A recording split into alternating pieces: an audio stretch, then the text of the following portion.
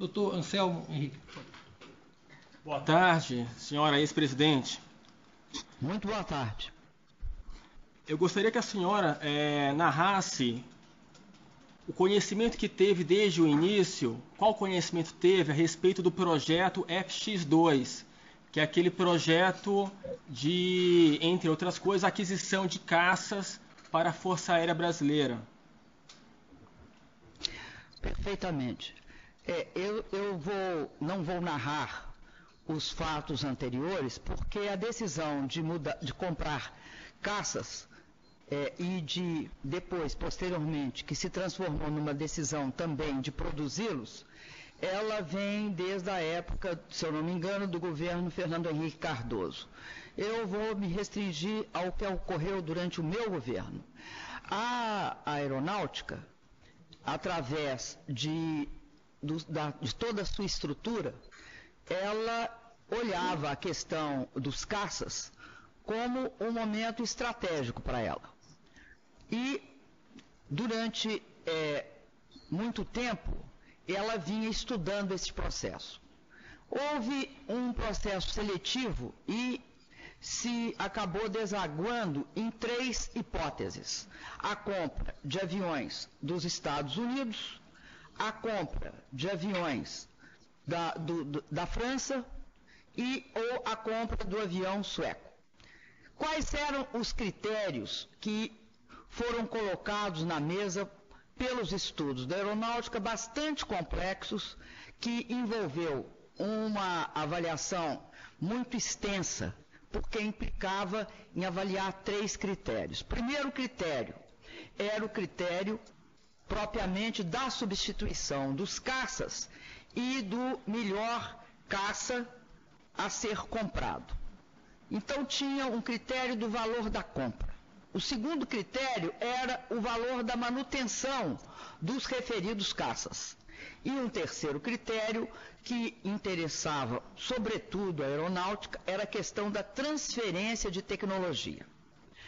Cada um desses 3 que já estavam pré-selecionados, no momento anterior, eles envolviam uma discussão sobre essas 3 características, além de, obviamente, de toda a parte tecnológica, de toda a parte da atualidade desses caças, no sentido de substituir os Mirage, porque se tratava do vencimento dos prazos dos Mirages, o que, caso não se tomasse a decisão, colocaria o Brasil com um problema de cobertura em toda a sua seu território, na medida que esses caças eram fundamentais também para a questão da proteção do espaço aéreo. Então, a aeronáutica fez os estudos. Esses estudos nós acompanhamos. Eles implicavam em avaliações várias. No caso dos Estados Unidos, o que acontece? Os Estados Unidos é o maior consumidor de jatos de última geração do mundo. Por quê? Porque são uma grande potência mundial e, portanto, consomem muito mais caças do que qualquer outro país do mundo. Assim sendo, os caças tinham um preço bastante acessível. A manutenção também era acessível. Tinha um problema quase intransponível inicialmente, que se mostrou inteiramente intransponível na sequência. Qual é o problema? O problema é que não basta alguém da administração dos Estados Unidos assinar qualquer compromisso de compra de caça. Por que não basta? Não basta o presidente ou o vice-presidente assinarem, alguém da administração. É necessário que, para transferência de tecnologia, sobretudo de tecnologia militar, haja uma decisão do parlamento, tanto do Congresso americano, melhor dizendo.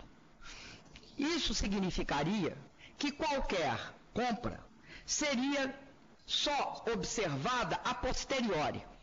E não se tinha notícia de nenhuma transferência de tecnologia de acordo com a aeronáutica, de nenhuma acordo de transferência de tecnologia militar aprovado pelo Congresso americano por razões óbvias. Trata-se de tecnologia militar.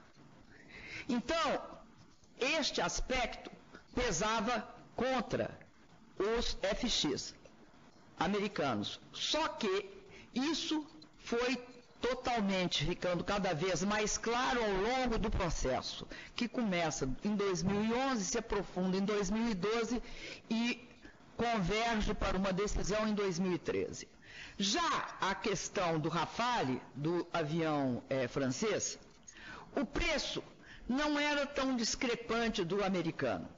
Era um pouco maior. Eles transferiam tecnologia, era um atrativo. Mas qual era o problema do Rafale? O problema do Rafale é que o custo de manutenção do Rafale era extremamente elevado, que, aliás, é uma estratégia de muitas empresas ou de muitas ofertas internacionais. Você baixa o preço de venda e eleva o preço de manutenção. Mas eles aceitavam a transferência de tecnologia. Então, em relação ao FX dos Estados Unidos, eles tinham uma vantagem. Porque para nós, esta questão da transferência de tecnologia para a aeronáutica, para a engenharia aeronáutica brasileira, que aí não é a Força Aérea apenas, é a Embraer também, era estratégica para o país, porque trata-se da indústria militar. O que atraiu e o que leva essa definição muito favorável da aeronáutica para o Gripen? O que leva ela? Leva várias coisas. O preço era bastante mais competitivo do que, por exemplo, o francês. Muito próximo dos Estados Unidos, operação muito mais acessível também. E tinha uma vantagem na questão da transferência de tecnologia. Não só se daria transferência de tecnologia, mas o que atraiu, sobretudo, a engenharia aeronáutica brasileira e, sobretudo, tanto a Força Aérea Brasileira, quanto na persuasão da Força Aérea Brasileira, no Senado, em todas as instâncias que ia, era o fato que nós seríamos parceiros no desenvolvimento tecnológico e não meramente receptores de tecnologia.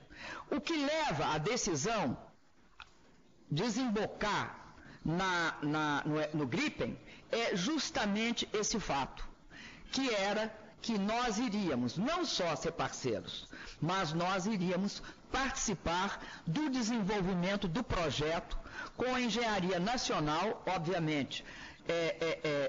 Importa aqui destacar que o que permite o Brasil participar de desenvolvimento de tecnologia aeronáutica é o fato de nós termos um acúmulo, tanto por conta da Embraer, como por conta da aeronáutica nas suas relações com a Embraer. É o caso do KC, por exemplo, que é o maior avião a jato de transporte de carga. Então, nos interessava, neste processo, tornar o Brasil um país bastante relevante no que se refere à indústria militar.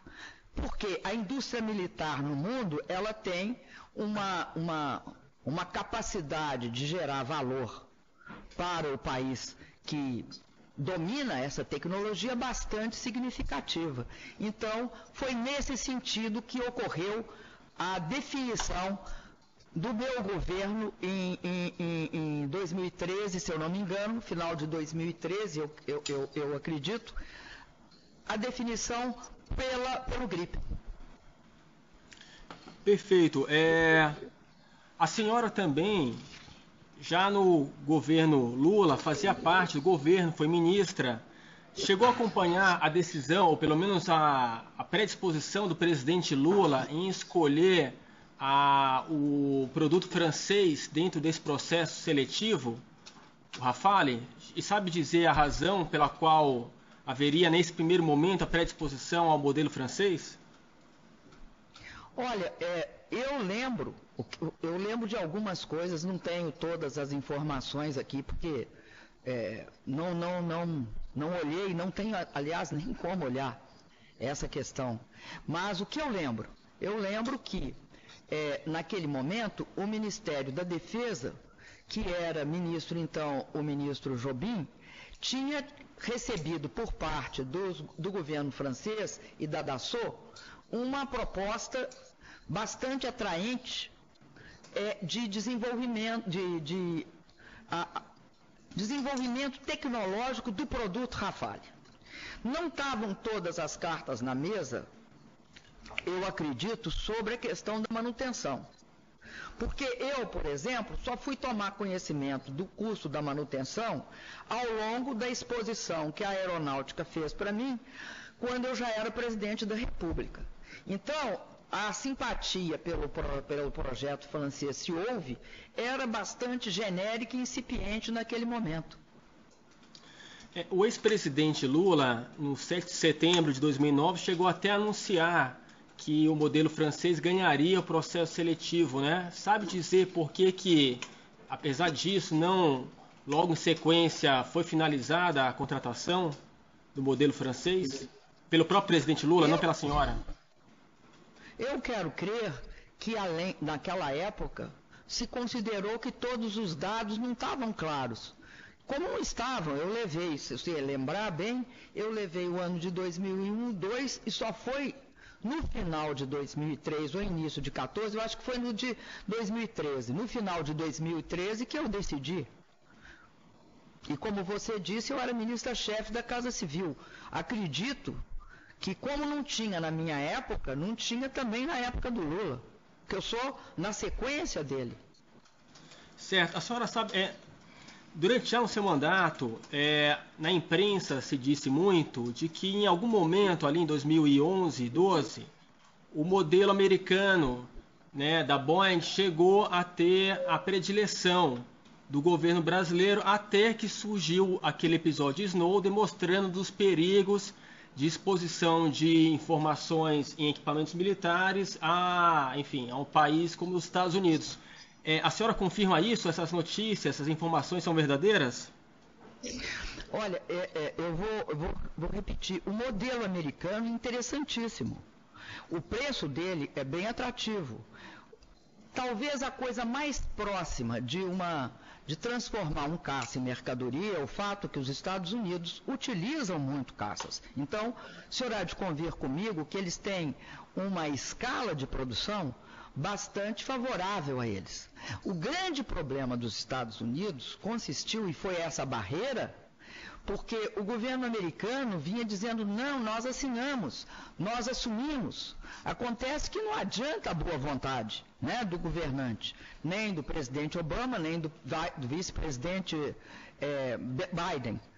O que adianta é o seguinte, qual é o processo decisório? Como é que um país fica dependendo da decisão de um Congresso que tem conotações políticas? E, obviamente, a transferência de tecnologia militar é uma transferência muito, muito delicada. Agora, eu queria dizer que no caso do grampo do Snowden, não só no governo brasileiro, né, mas também na Petrobras e também no caso da própria Alemanha, aliás, o Brasil e a Alemanha entraram juntos na questão dessa discussão na ONU, nós entramos fazendo a denúncia, exigindo um processo de acompanhamento, o Brasil e a Alemanha. Praticamente eu e a chanceler Angela Merkel. Esse processo não é um processo que leva, quero te dizer isso, não me parecia que a administração Obama, e até hoje eu já dei várias declarações a esse respeito nos jornais, tivesse diretamente envolvida. Ou seja, fosse a responsável pelos grampos. E nem sei se controlavam os grampos.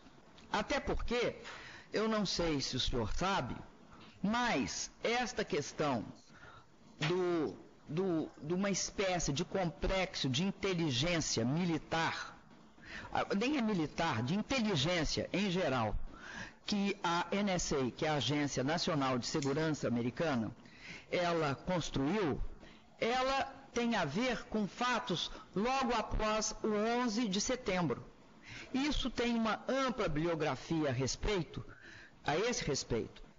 Quando eu tratei desse assunto, se eu não me engano, foi numa reunião do G20 em São Petersburgo, eu não lembro o ano preciso, com o presidente Obama, ele se comprometeu a tomar todas as medidas para, primeiro, que era o que a gente exigia, foi amplamente noticiado na época, impedir que isso acontecesse, tornasse acontecer. 2, dissesse para nós o que era que tinha sido vazado. Aí, na sequência, ele não completou, ele não conseguiu resolver esse problema, tanto é que eu adiei a viagem.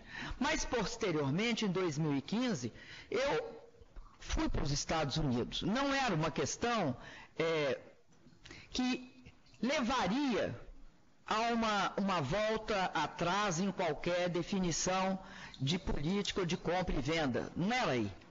Né? Não acho que era esse o objetivo do Grampo. O Grampo tinha um objetivo claro, era o pré-sal.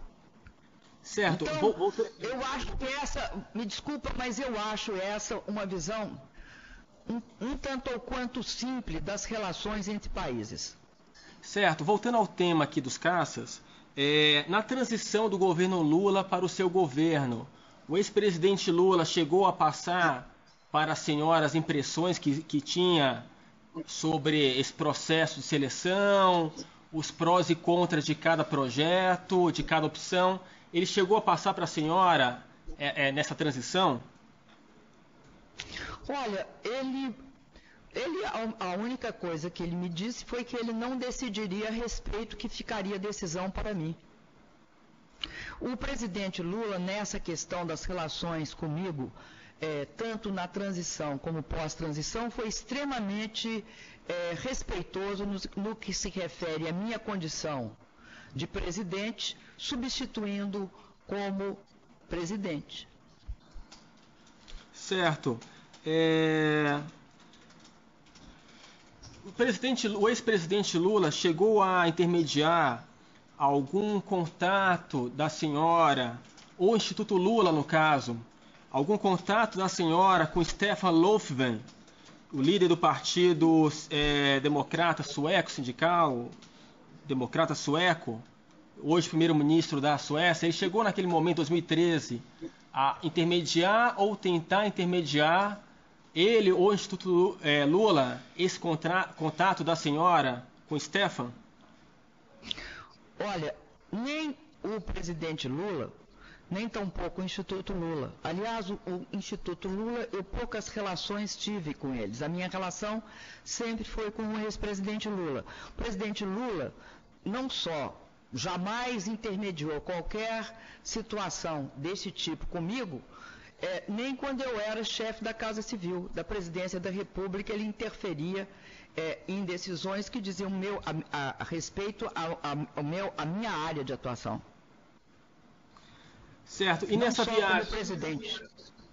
A senhora foi ao funeral de Nelson Mandela? Fui. A senhora encontrou lá no funeral Stefan Löfven? Eu posso relatar rapidamente a viagem à África do Sul.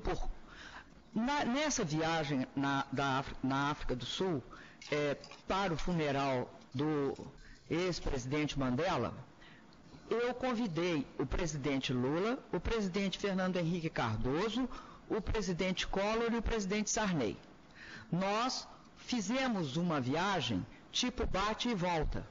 Eram os 4 presidentes e eu. Essa viagem foi uma viagem bastante, eu não vou chamar tumultuada, mas era uma viagem com uma logística lá na África do Sul extremamente complexa. Por quê? Não só porque chovia, mas porque estavam todos os chefes de Estado e de governo do mundo presentes naquela circunstância. Então, como é que foi a viagem?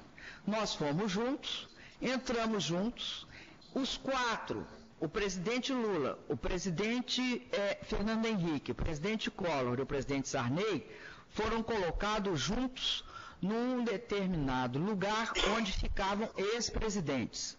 Como eu falava em nome do Brasil, não, desculpa, em nome da América Latina, no funeral do ex-presidente Mandela, convidada pela África do Sul, eu me sentei em separado com os representantes dos 5 continentes, dos outros 5 continentes, dos 5 continentes. Então, neste momento, eu fiquei, neste período todo, aguardando a minha hora de falar, enquanto eles estavam em outro, bem em frente, porque era um estádio de futebol. Tinha muita gente. A partir do momento em que acabou o encontro, eu me dirigi fui levada, né, pelo protocolo da África do Sul para o lugar onde estariam os 4 presidentes.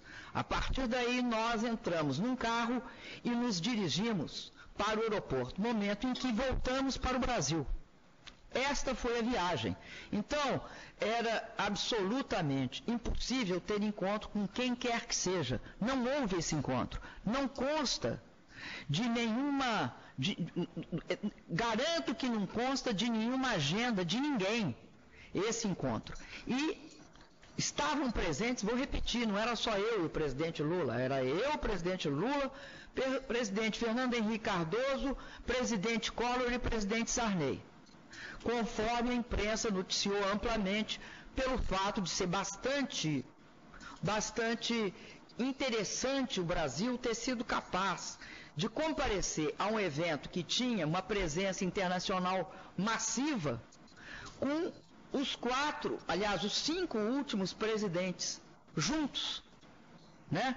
E esses presidentes mostrarem ao mundo que tinham uma unidade em relação àquele evento que era a morte do ex-presidente Mandela.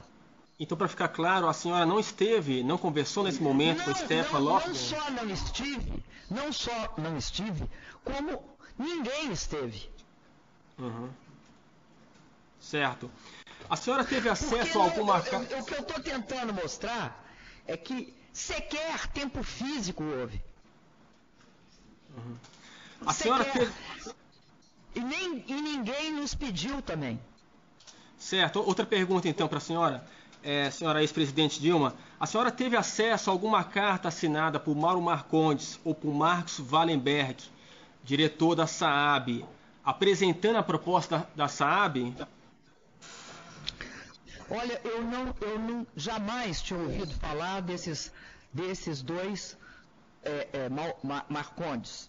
Nunca ouvi falar outro nome, parece Marcondes, mas não é Marcondes, né? Maltônio. Eu nunca tinha ouvido falar deles. E o senhor Wallenberg, eu pouco conheci. A única vez que soube da existência dele foi quando nós discutimos com eles as condições do empréstimo, dos quais nós discordamos. E houve um momento bastante delicado em que a gente não queria assinar com a taxa de juros que eles propunham. Foi só o conhecimento que eu tive dele. E acabamos definindo uma taxa de juros mais adequada. A senhora não teve acesso a cartas feitas por eles, apresentadas à senhora ou então ao presidente Lula? Nunca eu recebi carta de ninguém sobre este assunto ou qualquer outro que dissesse respeito à compra dos Gripen. Certo. A senhora sabia que a SAAB, dentro do seu projeto, da sua, digamos assim, da sua oferta, né, colocou também projetos em São Bernardo do Campo como atrativo para a proposta dela em face das demais? A senhora sabia desse fato? Chegou a se atentar para isso? Não tive conhecimento desse fato. E quero te dizer que ele era irrelevante.